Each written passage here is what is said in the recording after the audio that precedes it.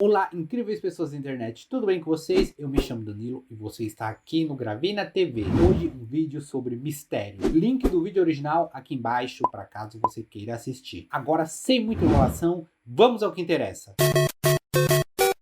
Eu já falei tudo que eu sei, eu não atirei nos meus pais, pelo amor de Deus. As garotas estão falando sobre isso? O que estão perguntando? Tipo, as minas com quem eu já dormi, o que elas estão pensando sobre isso? Devem estar tipo, oh meu Deus, um assassino. Em 2016, uma tragédia aconteceu.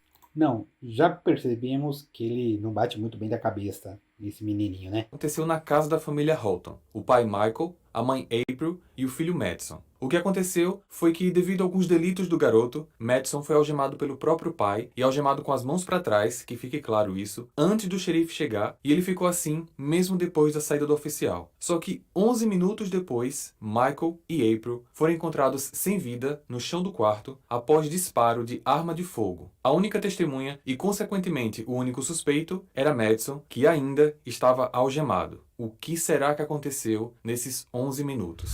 Olá, misteriosos! Se você for novo aqui no canal, se inscreva, ative o sino para receber notificação sempre que um novo caso for lançado. Não esquece de deixar o seu like e o seu comentário, porque essas ações ajudam muito no crescimento do projeto. Recados dados, vamos pro caso. Vai lá, galera, o link original vai estar aqui embaixo. É incrível se você curte vídeos de mistério, essa coisa criminal, esse canal é para você. Caso de hoje.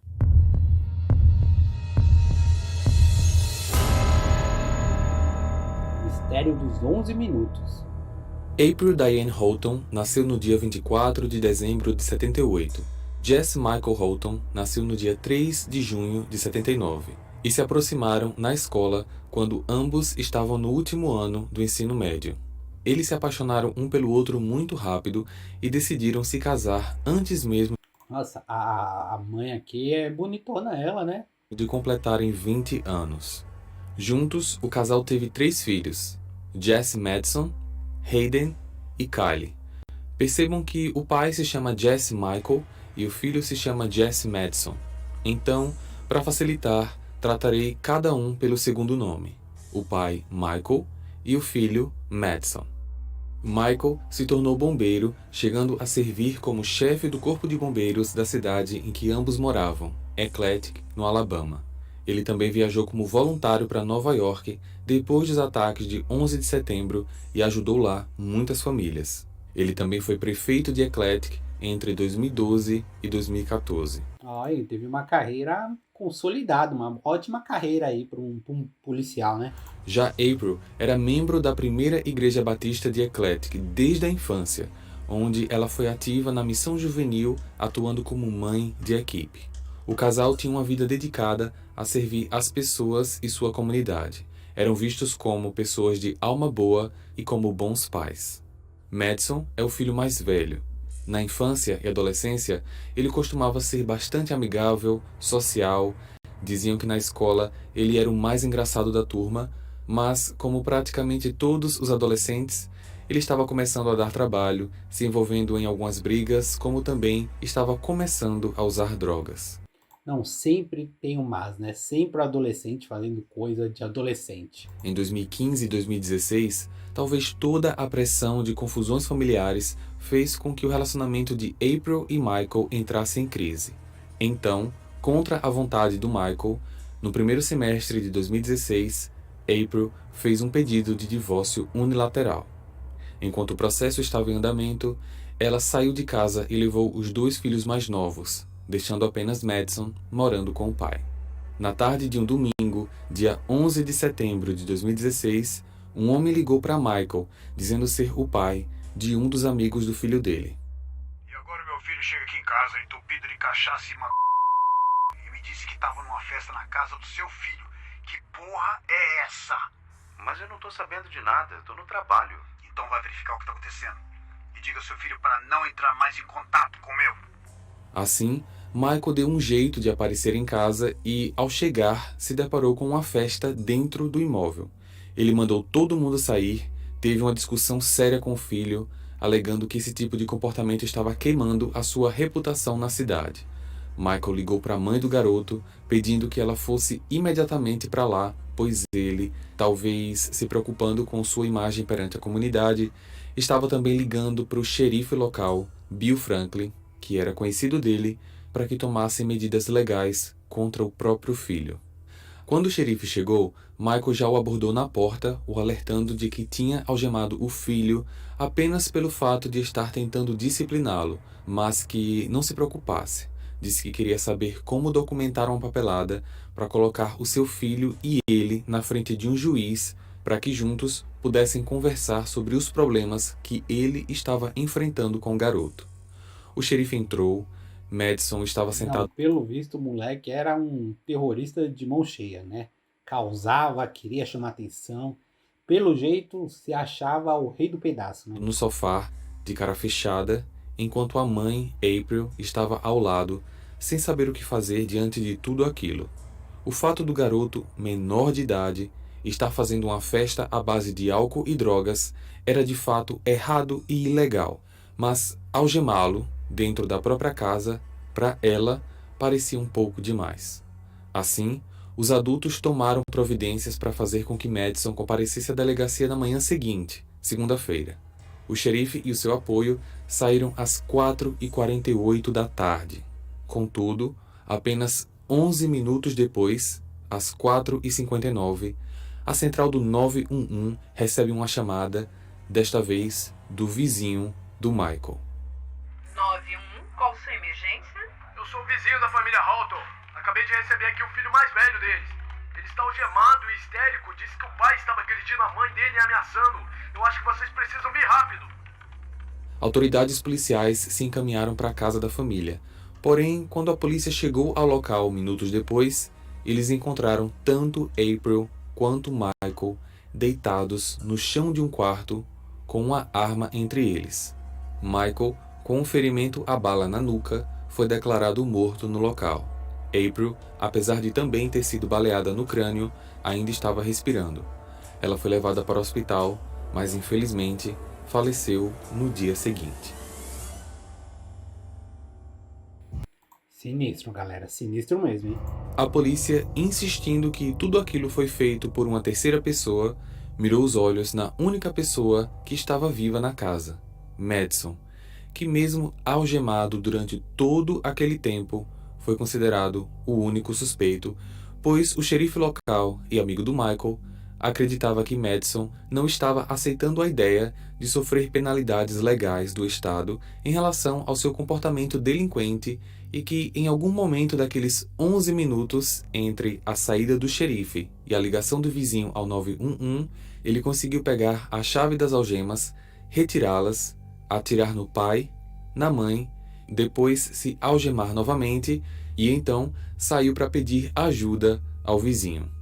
O exame legista fez as autoridades acreditarem ainda mais que Madison foi o responsável de tudo aquilo. Michael foi morto através de um ferimento próximo à base do crânio do lado esquerdo. Os investigadores disseram que a arma parecia estar direcionada de baixo para cima devido à trajetória do ferimento. A bala entrou no lado esquerdo posterior e saiu pela dianteira direita. Mas Michael era destro, ou seja, para a polícia, era improvável que ele tenha atirado na nuca no lado esquerdo. Já April tinha um ferimento à bala em um dos dedos da mão direita, consistente com um ferimento defensivo. A mesma mão estava cobrindo a parte superior direita da sua cabeça quando ela foi encontrada. O examinador médico que realizou as duas autópsias caracterizou as lesões como feridas de contato próximo. Embora o patologista classificasse as mortes como homicídio, eles não podiam descartar a possibilidade de ser resultado de um homicídio seguido de suicídio. No interrogatório, o xerife Bill convidou o tio do garoto chamado Mike, irmão da April, para se fazer presente, tendo em vista que ele era menor de idade e algum responsável legal precisava estar presente. Meu pai sinalizou para minha mãe para ela. Quando o menor não tem mais um responsável, o que acontece? Ele vai ficar com... Vai assumir toda a culpa se não tivesse uma irmã, um tio, um parente próximo? É interessante. Não sei se alguém sabe me informar, mas fale aqui nos comentários, porque fiquei com essa dúvida Foi agora. pro quarto. Ela foi e ele fechou a porta. Você disse que depois de uns 5 minutos você ouviu sua mãe gritar. O que ela estava dizendo? Ela estava pedindo socorro. E o que você fez? Eu corri pra porta, tentei abrir, mas meu pai já estava segurando. Eu não consegui entrar e minha mãe não parava de gritar. Então eu saí pra pedir ajuda até a casa do vizinho.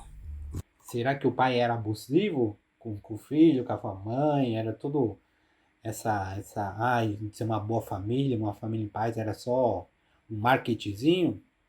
Tá estranho isso, Você hein? então não sabe o que aconteceu? Não, senhor. Você ouviu tiros? Não, senhor. Você sabe que houve tiros lá dentro, Sim, pelo que me disseram, sei sim. mas você não ouviu nada? Não, senhor. Você não acha estranho que seus pais acabaram de morrer e a gente não consegue ver uma lágrima? Eu não consigo nem chorar porque isso me machuca. Só faz essa história ficar rodando na minha cabeça sem parar. Eu prefiro pensar em outras coisas. Você percebe que Tá meio estranho mesmo. Tá meio totalmente estranho esse moleque, hein? tudo isso está recaindo sobre você. Eu não machuquei os meus pais. Minhas mãos estavam o tempo todo nas minhas costas. Eu nem podia mexer elas direito. O médico legista disse que eles não atiraram neles. Não me importo com o que o médico disse. Eu não atirei nos meus pais.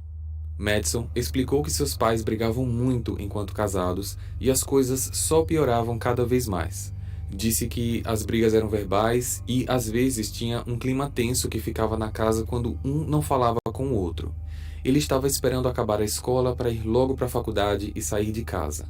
Acrescentou que quando os pais se separaram, Michael descobriu que April estava com um novo namorado e que isso para ele foi muito doloroso. Seu pai ficava chorando pela casa e falava sozinho, dizendo que não conseguia viver mais sem sua mulher. O tio Mike tentou conversar com ele com o intuito de ver se o garoto falaria algo diferente do que tinha falado antes, sugerindo a possibilidade de que ele possa ter atirado no pai para proteger a mãe e sem querer tenha atirado nela também, mas nada. Ele só respondia a mesma coisa. Eu já falei tudo que eu sei. Eu não atirei nos meus pais. Pelo amor de Deus. Assim que o xerife e o tio saíram da sala do interrogatório, Tá colando essa história não, tá? O policial tá cabreiro, tá colando não, o hein? garoto fez um gesto obsceno enquanto eles fechavam a porta. Madison, na época com 17 anos, estava preso como suspeito sob a acusação de 2 assassinatos, e o escritório do xerife entrou com documentação solicitando que ele fosse julgado como maior de idade para pegar a pena máxima de prisão perpétua por cada morte. Dias depois, enquanto estava na prisão conversando com uma visita, suas preocupações enquanto preso pareciam um tanto quanto incomuns. E aí, qual é a boa? As garotas estão falando sobre isso? O que estão perguntando? Tipo, as minas com quem eu já dormi, o que elas estão pensando sobre isso? Devem estar tipo, oh meu Deus, um assassino! Durante todo o período em que aguardava julgamento, que era investigado e interrogado, ele nunca mudou sua versão dos fatos. E ele queria tentar provar que não estava mentindo. Eu gostaria de fazer um teste do polígrafo. Sério. Se vocês puderem organizar isso, eu gostaria muito de fazer. Essa é uma atitude que raramente acontece. Mas será que vai passar no teste? Normalmente, os investigadores perguntam se os suspeitos querem fazer o teste e eles aceitam ou não. Mas o fato do pedido vir do preso é algo raro. Até porque normalmente um culpado não se arriscaria a enfrentar a máquina. Contudo, esse teste nunca aconteceu.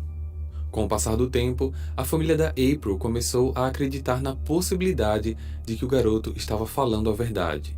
O tio Mike começou a doar parte do seu tempo em uma investigação particular, buscando por pistas que pudessem levar a uma resposta que confirmasse ainda mais as acusações do escritório do xerife ou, ao menos, levantasse dúvidas sobre essas acusações. Mike achou um diário do cunhado onde ele desabafava algo para a esposa. April, eu amo você mais do que pode imaginar. Eu não consigo seguir em frente sabendo que você está com outra pessoa. Eu sei que você vai dizer que eu estou sendo egoísta. Os meninos precisam muito de você. Você é uma ótima mãe. Sinto muito por tudo ter acabado assim. Te amo. Além disso, nos relatórios da autópsia, os exames toxicológicos do Michael identificaram altas dosagens no organismo das drogas hidrocodona, oxicodona e tramadol, 3 tipos de medicamentos que só podem ser utilizados sob prescrição médica e que são usados para tratar dores severas no corpo. Michael não tinha prescrição para a utilização desses medicamentos. Para Mike, o cunhado realmente não estava psicologicamente bem. Mike viu ainda nos relatórios que a pele do Michael foi encontrada nas unhas da April e que arranhões feitos por unhas estavam marcados no rosto dele. No relatório forense, ele viu que a arma apenas continha DNA do Michael, e com isso ele se fez uma pergunta: se meu sobrinho realmente atirou nos pais, num contato próximo, onde estão os respingos do sangue das vítimas em seu corpo e da pólvora das balas disparadas? Ele não conseguia achar em nenhum relatório essas respostas. E essa pergunta dele me lembrou bastante um caso que eu já apresentei aqui no canal, o caso Sandra Garner, onde ela informou que um estranho entrou no imóvel e atirou em seu marido, mas assim que chegou na delegacia para prestar depoimento, ela teve suas mãos examinadas e sua roupa retirada para serem enviadas para análise laboratorial. Tudo isso antes da primeira pergunta dos oficiais. E isso não foi feito com Madison. Essa dúvida perdurou por quase 1 ano e meio e assim, depois de 17 meses, em fevereiro de 2018, enquanto É um caso recente agora de 2018, hein? Madison aguardava o julgamento na prisão, Mike e a esposa fizeram um empréstimo e pagaram a fiança do garoto para que ele pudesse aguardar em liberdade o julgamento. A família precisava agora registrar legalmente os diversos questionamentos duvidosos sobre toda a situação para que no julgamento do sobrinho as incertezas não ficassem apagadas diante do que a polícia local queria determinar, de que Madison era o único culpado e ponto final. Com o auxílio da igreja local na arrecadação de fundos, a família contratou especialistas e eles começaram a protocolar e acompanhar todo o caso. Pelo jeito a família queria tirar o menino, hein? Libertar ele. As audiências de julgamento começaram ainda naquele ano e todos os fatos já apresentados aqui foram abordados minuciosamente. No dia 22 de outubro de 2018, que seria o último dia do julgamento, o Ministério Público fez um comunicado antes da audiência, informando que estavam retirando todas as acusações contra Madison. O procurador distrital, Randall Houston, disse o seguinte: esse tem sido um caso difícil desde o início. Eu nunca fui confrontado com uma situação como esta, em que o promotor não acreditava que fosse ético prosseguir com as acusações. Ele estava preocupado com o fato de que, se Jesse Madison fosse considerado culpado, a ação não poderia ser desfeita. Como promotor, nosso trabalho é encontrar a verdade e fazer justiça. Quando não conseguimos encontrar a verdade, é impossível fazer justiça. Há 3 teorias para esse caso, mas sem evidências suficientes para chegar a qualquer conclusão sobre qualquer uma delas. Desde o início, este caso está aberto a interpretações distintas sobre o que é realmente a verdade. Ou Jesse Madison matou seu pai e sua mãe, ou seu pai matou sua mãe e então Jesse o matou, ou ainda o pai matou a mãe e depois se matou. Com base no posicionamento incomum do ferimento à bala, a designação de homicídio não mudou.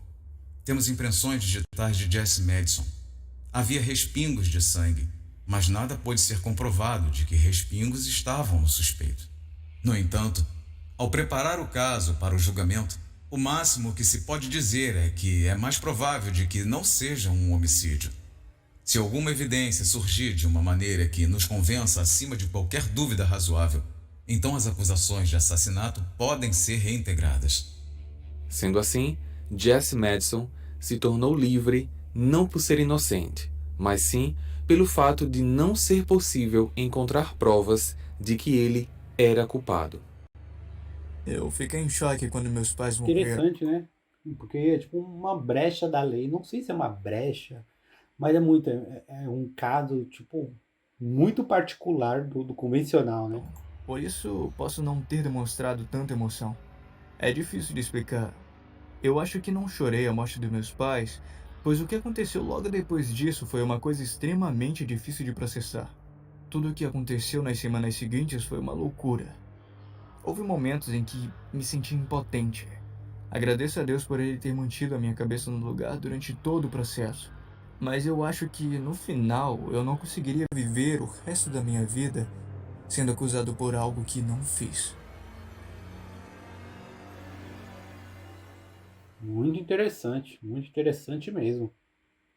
É isso, galera. Este é o vídeo de hoje. Como eu disse, se você tem mais mistérios, mais casos assim, pode mandar que a gente reage. Muito obrigado por assistir até o final e a gente se vê no próximo vídeo. Valeu demais, hein, galera?